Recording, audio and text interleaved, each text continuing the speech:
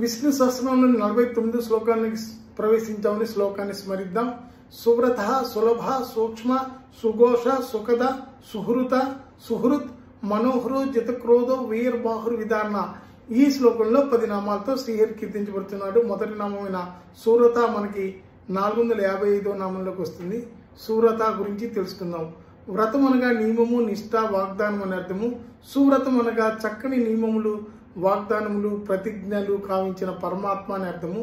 గీతాశాస్త్రము ఉన్న కృష్ణ భగవానుని అభయప్రదానములు వాగ్దానములు భక్తులకు సదా స్మరణీయముల చేత కొన్నిటిని ఉదహరిస్తాను.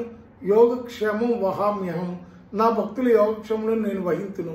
నమే భక్త ప్రణశ్యతి. నా భక్తునికి ఎన్నడూ నాశనం లేదు.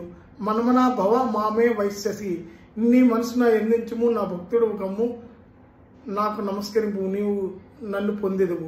ఓం సూరతాయ నమః. స్వస్తి.